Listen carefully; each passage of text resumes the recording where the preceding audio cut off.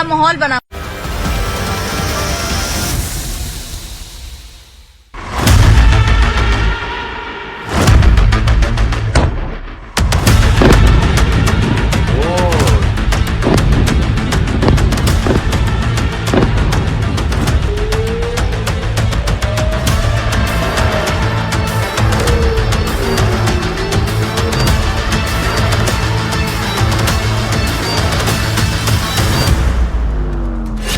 Trump ने vote डाले Iran के 80 सैन्य टारगेट। ईरान ने बदले में उड़ा दिए ट्रंप के 85 टारगेट। अमेरिका से युद्ध शुरू होते ही ईरान पूरी तरह से हावी हो गया है।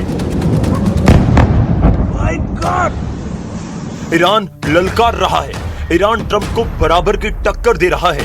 हमला हो या फिर जुबानी धमकियां, ईरान अमेरिका पर भारी पड़ता दिख रहा है। अमेरिका के सैन्य ठिकानों को दहलाने के बाद ईरान ने ट्रंप के सुपर शिकारी का सफाया करने का दावा किया। IRGC का बड़ा दावा यह है कि उसने अमेरिका के एक MQ-9 ड्रोन को बुशर के पास मार गिराया। युद्ध में ईरान ने अमेरिका के करीब 30 MQ-9 ड्रोन मार गिराए हैं। ईरान के रेवोल्यूशनरी लड़ाकों ने 24 घंटों के अंदर हॉर्मुज में तीसरे जहाज पर हमला किया। इस बार ईरान के हमले में कतर का गैस टैंकर बर्बाद हुआ, जिससे भड़के कतर ने ईरान का साथ छोड़ दिया।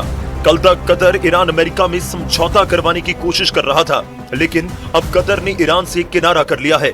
कतर को सऊदी अरब ने ईरान से दूर रहने की हिदायत दी है, जिस पर कतर ने एक्शन ले लिया। सऊदी अरब को अमेरिका का रुख का पता लग चुका है। ट्रंप सर्वनाश युद्ध शुरू कर चुके हैं। कतर की तरह कुवैत ने भी ईरान के हमलों के फौरन बाद स्टैंड बदल लिया। कुवैत में ईरानी मिसाइलों और ड्रोन ने भारी तबाही मचाई है। कुवैत के बिजली मंत्रालय के मुताबिक ईरानी हमलों में देश के पावर सप्लाई सिस्टम को नुकसान पहुंचा है। ईरान ने कुवैत के अंदर बैलिस्टिक मिसाइलों और 13 ड्रोन से भयानक हमला किया। दूसरी तरफ ईरान ने जानकारी दी कि अमेरिकी हमले में उसे कुछ खास नुकसान नहीं पहुंचा। ईरान ने बंदर अब्बास पोर्ट पर किसी तरह के नुकसान नहीं होने की सूचना दी है। हालांकि खुजैस्तान में अमेरिकी बमबारी में एक आदमी की मौत की पुष्टि ईरान ने की। तस्नीम न्यूज एजेंसी के मुताबिक अमेरिकी सेंट्रल कमांड ने महाशहर, इमाम खुमैनी पोर्ट और हमीदिया शहरों में कई जगहों पर बम बरसाए। अमेरिका ने ईरान पर हमले की वीडियो रिलीज कर डराने की कोशिश की है, जिसके जवाब में ईरान ने ऐलान किया कि खाड़ी में जिस देश ने अब अमेरिका का साथ दिया उसे बर्बाद कर दिया जाएगा।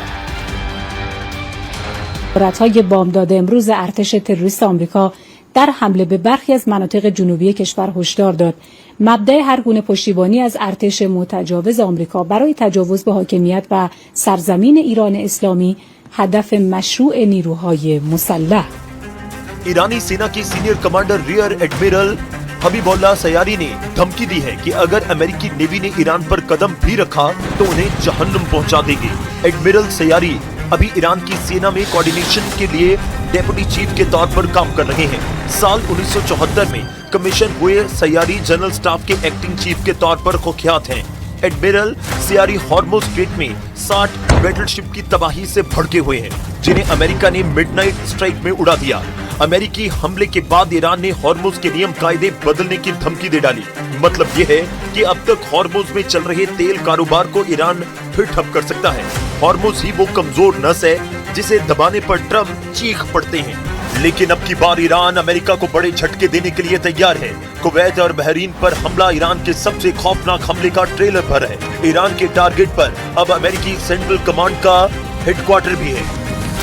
कतर की राजधानी दोहा से 30-35 किलोमीटर दक्षिण पश्चिम में अमेरिका का सबसे बड़ा सैन्य अड्डा अल उदैद एयर बेस है, जहां पर यूनाइटेड स्टेट्स सेंट्रल कमांड, जिसे ज्यादातर सेंटकॉम कहते हैं, का फॉरवर्ड मुख्यालय भी है। अल उदैद बेस लड़ाकू विमानों को हवा में ईंधन भरने वाले बोइंग KC-135 स्ट्राटो टैंकर तैनात हैं। सैनिकों, टैंक और हथियारों की सप्लाई करने वाले बोइंग C-17 ग्लोबमास्टर यहाँ पर हर वक्त वॉर मोड में रहते हैं। B-2 और B-52 रॉकवेल B-1 लॉन्चर बम वर्षकों की यहाँ तैनाती है। इनके साथ F-15, F-16 जैसे अल उदैद बेस का खौफ कायम करती हैं। कतर के सैन्य अड्डे पर अमेरिका के 10,000 से ज्यादा सैनिकों का जमावड़ा रहता है। मतलब ये कि ईरान ने अगर अमेरिका के इस बेस को ढा दिया तो युद्ध का फैसला कुछ ही दिनों में हो सकता है। हालांकि ट्रंप के तेवर बता रहे हैं कि अब की लड़ाई एक तरफा हो सकती है। प्रेसिडेंट ट्रंप को ईरान ने इतना गुस्सा दिला दिया है कि वो फुल फोर्स इस्तेमाल करने की धमकी दे रहे हैं। ट्रंप ने कहा कि ईरान के एटमी प्रोग्राम का टोटल सफाया करेंगे।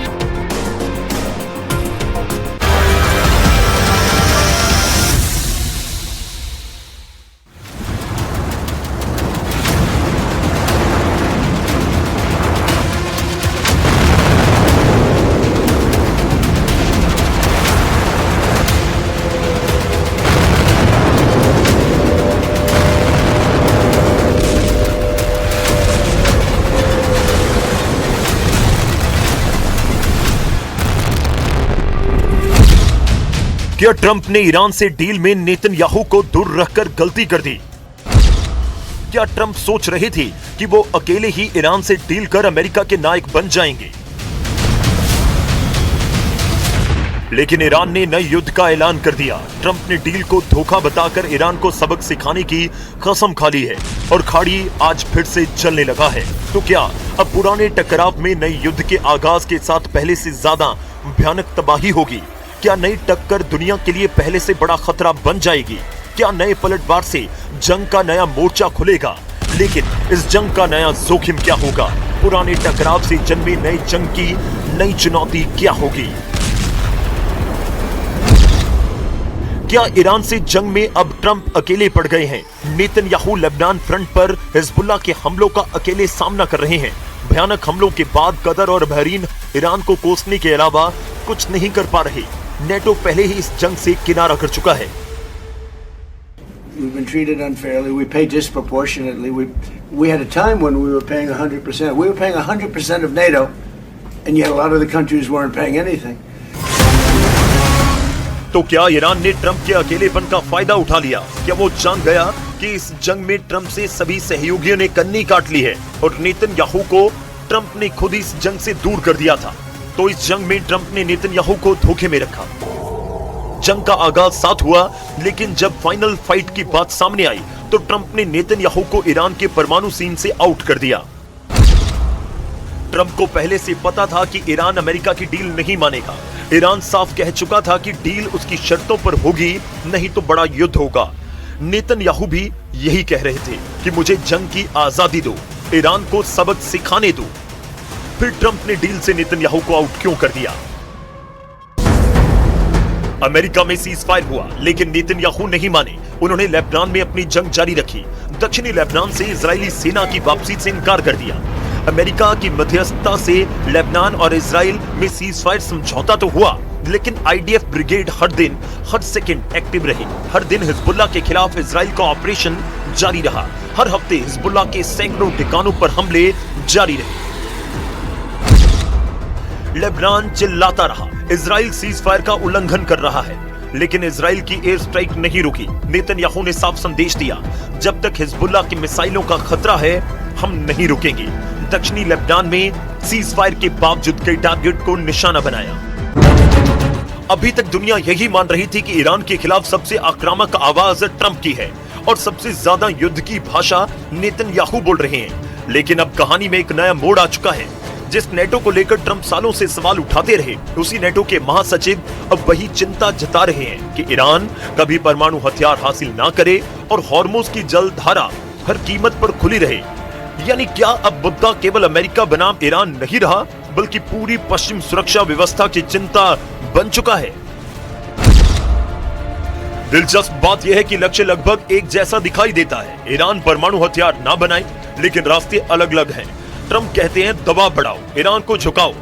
नेतन्याहू कहते हैं जरूरत पड़े तो ईरान पर बम फोड़ो, मिसाइलें दागो। अब नेटो भी खुलकर बोलने लगा है। हॉर्मुज खुला रहना चाहिए और ईरान को परमाणु हथियार से दूर रखना चाहिए। तो क्या तीनों की मंजिल एक है, लेकिन रास्ते अलग हैं? America called us the model ally because we're, unlike many of your so-called allies, we actually fight alongside you. Our brave soldiers and your brave soldiers fight shoulder to shoulder. I think America has no greater ally than Israel, and Israel has no greater ally than the United States.